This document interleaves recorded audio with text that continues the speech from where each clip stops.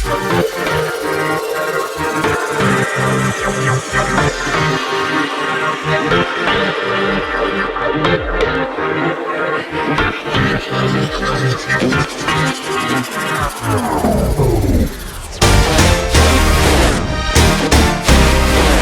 Masinton, kita coba biar agak segar dikit ya udara ya dari partai politik nih. Oke. Masih saya seperti Masinton lurus. Ini Harman salam aja dia nggak sempat. Ini Dari pesawat turun dari pesawat ini nggak keburu. wakil Masinton ya. Jalan Masinton aja. Oke, silakan. Ya, terima kasih Bang pada teman-teman semua, Pak Jumur, Pak Pasca, dan Bapak-bapak bung-bung dari ahli ketatanegaraan. Nah, refleksi saya sebenarnya adalah bahwa perjalanan reformasi dan demokrasi ini hari ini near demokratik gitu loh, tanpa kaum yang demokratik gitu. Nah, sebenarnya kalau dalam ketatanegaraan kita itu ada presidennya, pernah menunda, pernah mempercepat,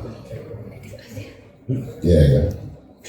Nah, yang jadi soal adalah hari ini umpama itu nggak pernah digelar secara terbuka tuh. Kita ini rakyat ini kayak dibikin orang nggak ngerti apa-apa aja gitu, nggak ada dibicarakan tuh ke publik. Kalau kita menunda, apa tuh alasan rasionalnya? Apa tuh dalam konteks tujuan kita bernegara? Jadi umpama wacana penundaan pemilu atau 3 periode semuanya kan di ruang-ruang tertutup semua yang dibicarakan. Kalau tadi wacanakan gitu, publik itu nggak pernah diajak ngobrol gitu,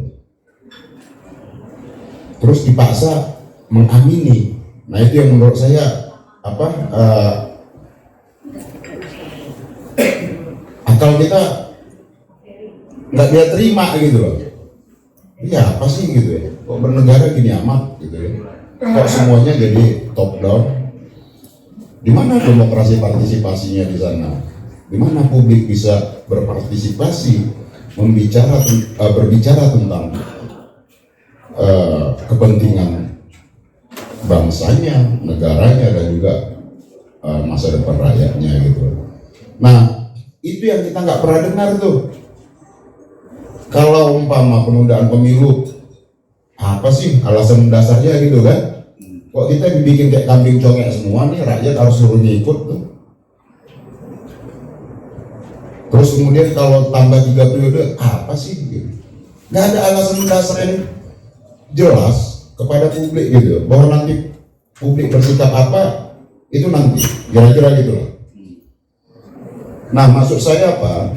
Satu, transparansi terhadap ide itu nggak pernah disampaikan ke publik. Padahal kita punya banyak nih ahli tata negara, kita punya banyak akademisi yang bisa melihat dari perspektif ekonomi, politik, sosial, budaya, dan juga secara ketatanegaraan. Nah, nggak ada tuh gitu loh. Loh, ini demokrasi apa sih bayangan? Kita membayangkan ketika 98 lalu itu adalah demokrasi yang berangkat dari maunya rakyat gitu. Demokrasi yang bisa menyatu dengan kehendak rakyat, bukan demokrasi elitis gitu, atau bahkan demokrasi tadi digunakan untuk membelokkan agenda demokrasi itu sendiri gitu. Itu yang saya katakan demokrasi tanpa kaum demokratik gitu. Nah, kalau dulu kan jelas umpama meskipun itu ada situasi kedaruratan apa, kita udah 12 kali pemilu ya kan, dari sejak Milu 55 lalu. Nah, ketika 55 kan yang seharusnya 60 tahun 60 ya, ya. Nah, beberapa partai politik kemudian karena situasi kedaruratan belum siap untuk menyelenggarakan pemilu untuk tahun 60 pada saat itu. Begitupun kemudian diagendakan tahun 63, kemudian juga ditunda menjadi tahun 68. 68 pun kemudian ditunda kembali karena kehendak konsolidasi dari rejim militer yang baru mengambil alih kekuasaan pada saat itu, sehingga diselenggarakan tahun 71 ke 76, bukan 5 tahun juga tuh siklusnya kan gitu. Nah, baru kemudian 97 ke 99 percepatan karena tuntutan reformasi pada saat itu untuk mengganti seluruh agenda anggota DPR dan MPR, dan kemudian dipilih secara demokratis dalam era reformasi yaitu pemilu 99. Artinya kita pernah menunda, kita pernah mempercepat. Nah sekarang tuh nggak ada tuh muncul di publiknya apa tuh alasan-alasannya gitu. Nah ini yang menurut saya kita nggak bisa diam menurut saya ya. Apalagi ini kalau dulu kan penundaan pemilunya karena konsolidasi rejim militer yang baru berkuasa pada saat itu ya. Bahkan Bung Karno pada pidatonya tentang jas merah di sidang MPRS pada saat itu agar segera laksanakan pemilu. Tapi kemudian Soeharto yang baru naik pada saat itu baru dilantik kemudian untuk melaksanakan agenda konsolidasi baru 71 mereka diselenggarakan, dan kita tahu pemilu 71 itu penuh kecurangan dan penuh dengan kekerasan. Itu yang saya baca dari tulisannya Pak almarhum Pak Patwa, Air Patwa. Nah itulah terus kemudian seterusnya yang ada pemilu yang curang, pemilu yang ya formalitas saja, ya kan? Nggak ada partisipasi rakyat di sana. Nah, kita curiga dan khawatir jangan sampai kemudian demokrasi ini dibajak kaum pemodal tadi. Kalau Bung Aceh tadi katakan tadi kelompok-kelompok pemodal bahkan membiayai lembaga survei apa segala macam untuk menggiring persepsi publik. Kalau dulu penundaan pemilunya tahun 68 yang seharusnya 68 menjadi 71 itu adalah kekuatan rejim Orde Baru yang baru mengkonsolidasi diri, dan kemudian selanjutnya setelah mereka terkonsolidasi memfungsikan partai politik dan kemudian berkuasa sampai 32 tahun. Nah sekarang kalau kekuatan modal ini mampu gitu ya, mampu merekayasa demokrasi yang berlangsung saat ini, yang kita khawatir juga nanti berapa puluh tahun nih kekuasaan kaum oligar ini. Terus di mana tuh rakyat? Yang ada adalah praktek eksploitasi, ya, perampokan terhadap kekayaan alam, praktek-praktek dia kemasannya seakan-akan kemasan demokrasi, tapi tindakannya anti demokrasi. Nah, menurut saya, Bang, ini ada kegelisahan lah ya, kekhawatiran kita bersama lah.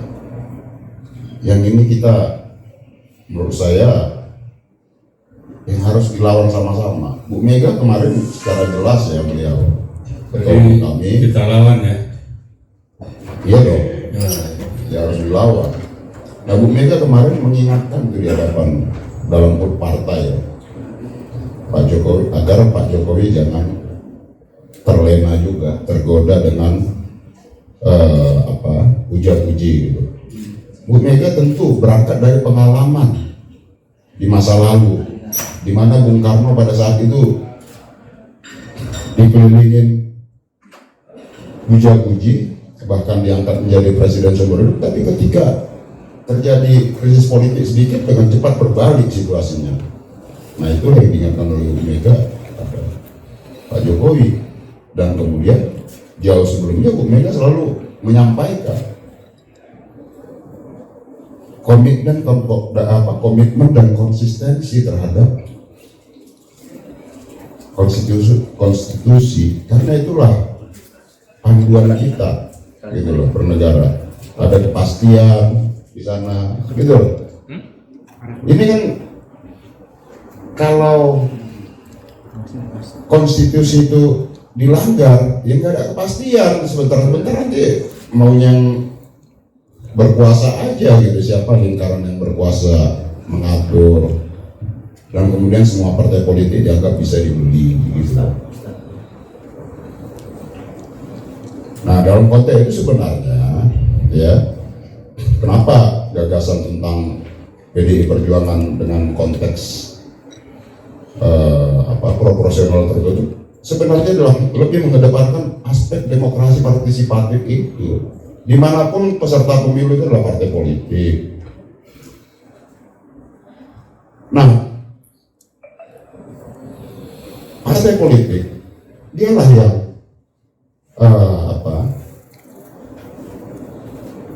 menentukan bagaimana siapa yang akan direkrutnya. Nah, artinya apa? Kalau dengan model proporsional tertutup yang harus sehat partai dulu memang, gitu. Partainya harus sehat. Bagaimana rekrutmennya, bagaimana kaderisasinya, bagaimana programnya, bagaimana partai tersebut mendekatkan diri ke masyarakat, bukan individu-individu. Partailah yang disuruh terbuka.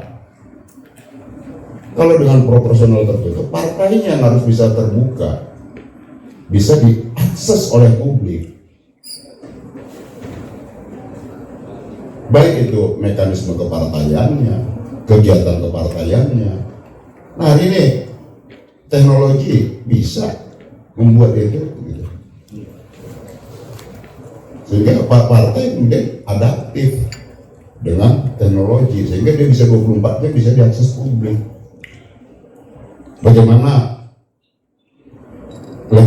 legislatornya katakan atau kader partainya 24 jam bisa diakses oleh publik dengan teknologi tadi. Kalau hari ini kan kita lihat umpama politik di apa juga nggak ada warna yang ini lah, semuanya pendekatannya persen.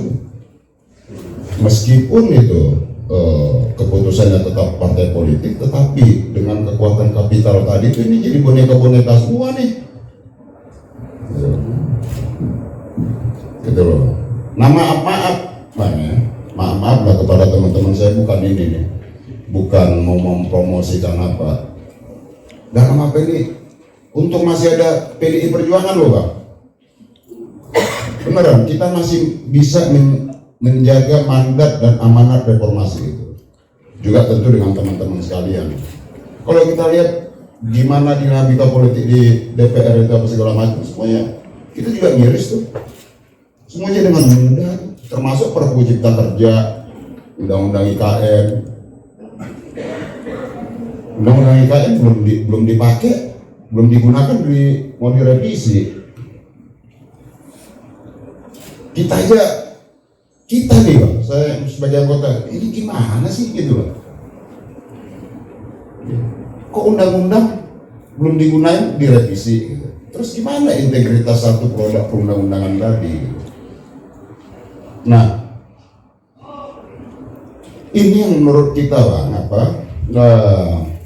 saya nggak tahu ya bagaimana mulainya. Iya, ini memang tugas besar. Ya harus disampaikan di era kita bicara transparansi. Tapi ketika ngomong mau nunda pemilu, ada wacana nunda pemilu gitu ya, malu-malu.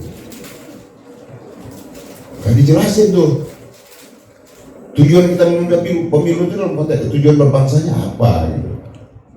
Terus kemarin sebelum-sebelumnya kan big data. hampir terbawa semua tuh orang dengan big data yang kita nggak tahu tuh big datanya apa, nggak pernah digelar gitu kan. Nah jadi gitu-gitu nih Bang, kita dibawa pada satu kesesatan ya, yang itu agenda sesat ini yang menurut saya didominasi kaum oligark tadi, kaum yang pemodal tadi, yang memandang demokrasi dia udah selesaikan dengan uang, selesaikan dengan kapital gitu. Dianggap kita ini orang-orang ini semua nih, orang mau duit semua ya, padahal enggak. lah iya, orang yang bisa dibeli semua gitu. Nah kita ini dianggap orang gila nih, nggak butuh duit gitu. Iya kan? Nah ini jadi dibawa nggak waras kan? Nah yang saya lihat adalah ya, ini mutlak agendanya kaum oligark kapital tadi. Nah kalau penundaan pemilu tahun 68 lalu itu agendanya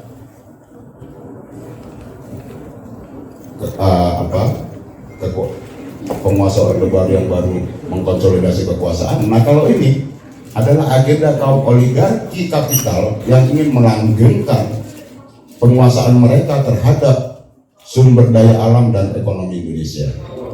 Itu aja menurut saya ininya. Terima kasih.